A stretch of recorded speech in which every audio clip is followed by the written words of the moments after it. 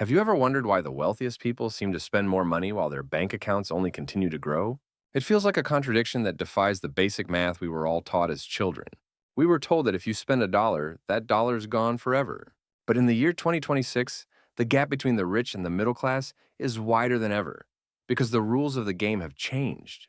While most people are struggling with the rising costs of living and the hidden tax of inflation, the elite are using a hidden parallel system. They have figured out how to acquire luxury cars, beautiful homes, and world class travel without ever really paying for them. I am not talking about credit card points or simple payment plans that trap you in debt. I am talking about a fundamental shift in how capital is managed and deployed. By the end of our time today, you will understand exactly how this system works and how you can begin applying it to your own life. The quality of your retirement does not depend on how hard you work from this point forward. It depends on whether you decide to stop playing the consumption game and start building a wealth machine.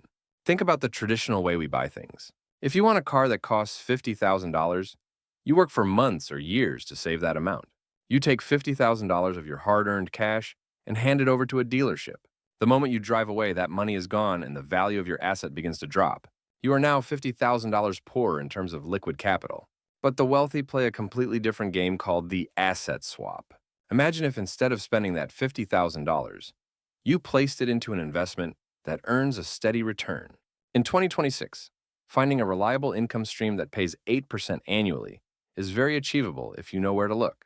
That $50,000 would generate $4,000 every single year in passive income. The wealthy person uses that $4,000 to make the monthly payments on the car.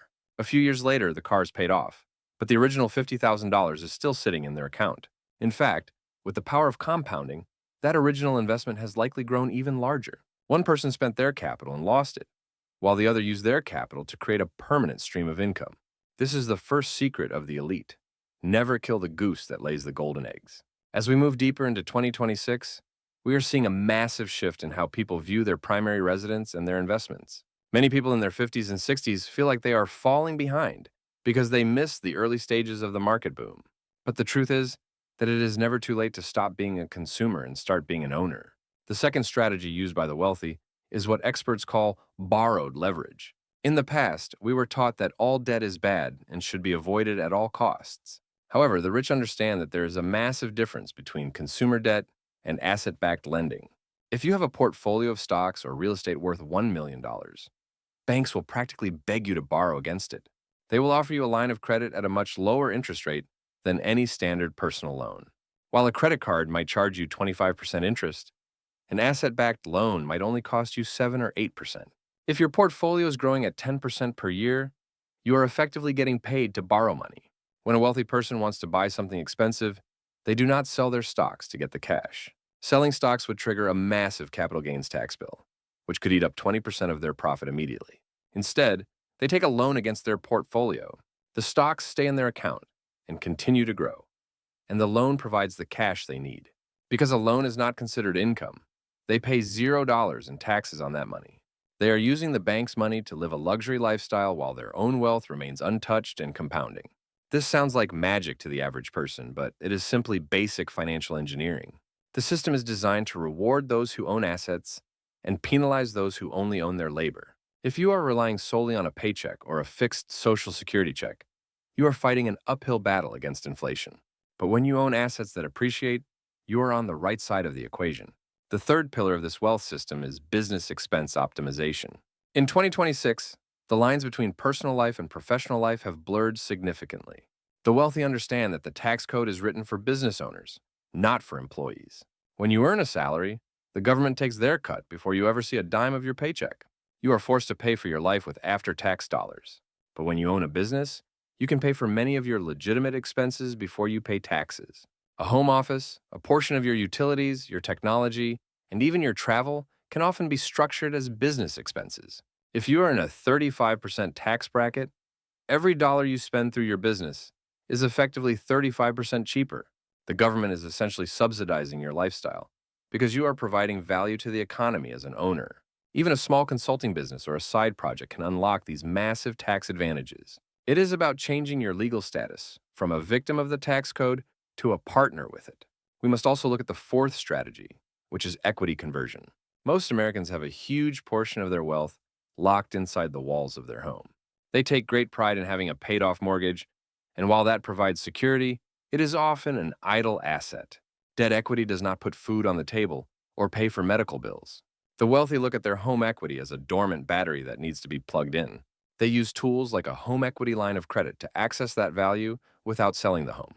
They take that capital and reinvest it into assets that provide a higher return than the interest on the line of credit. This allows them to move their wealth from a non-productive asset into one that generates monthly cash flow. It is a way to make your house work for you, rather than you working for your house. Finally, we reach the most powerful strategy of all, the infinite return model. This is the ultimate goal of every sophisticated investor. An infinite return happens when you invest money into an asset, improve that asset, and then refinance it to get all your original money back. Imagine buying a property for $300,000 and putting $60,000 down. You renovate the property and its value increases to $450,000. You then go to the bank and take out a new loan for $300,000. You pay off the old mortgage and put your $60,000 back into your pocket.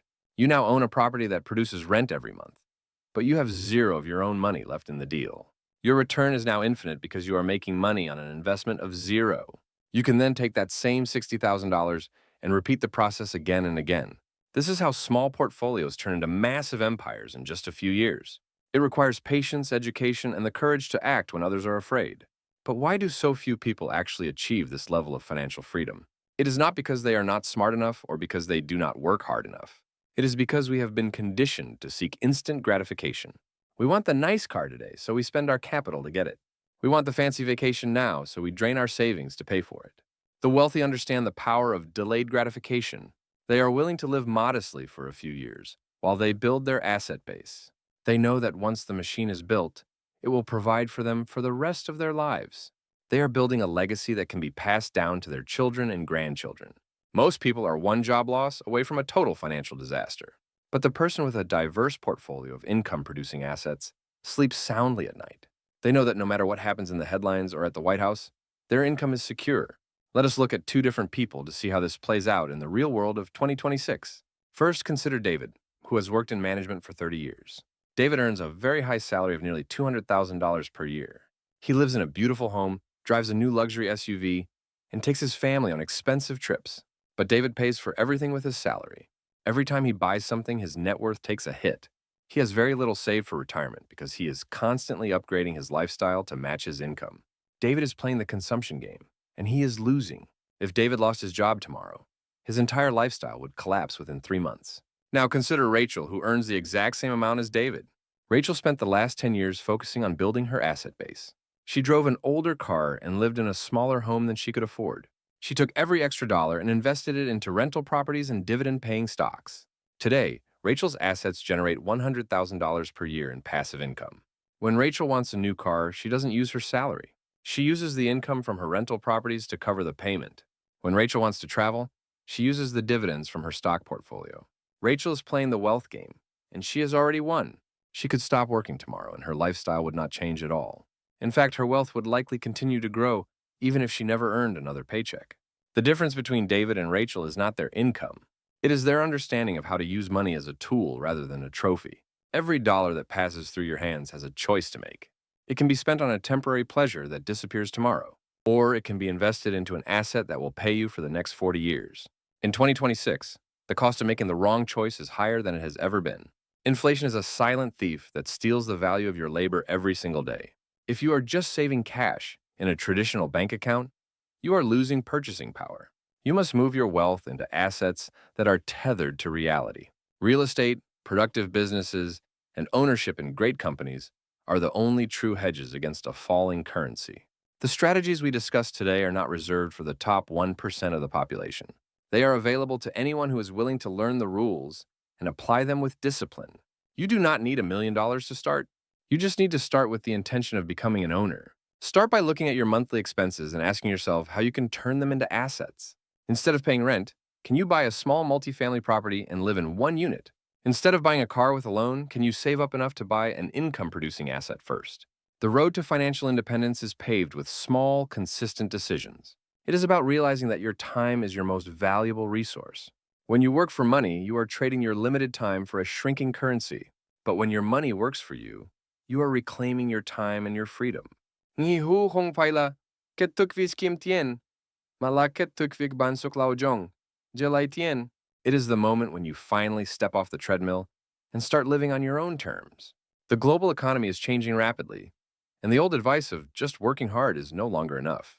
You must be strategic, you must be informed, and you must be willing to think differently than the crowd. The crowd is broke, stressed, and fearful of the future. But those who understand the mechanics of wealth are optimistic and prepared. They see every market dip as an opportunity to acquire more assets at a discount. They see every tax change as a puzzle to be solved. They are the masters of their own financial destiny. You have the power to join them. It starts with a single step and a commitment to never stop learning. Do not let another year go by while you remain trapped in the consumption cycle. The system is there for you to use if only you are willing to look behind the curtain. Take control of your capital, protect your future, and build a life that is truly free. Your future self will thank you for the courage you show today. Thank you for spending this time with me. I hope these insights have opened your eyes to what is truly possible in the world of finance. Remember, the goal is not just to have more money, but to have more life. And that life begins when your assets start paying the bills.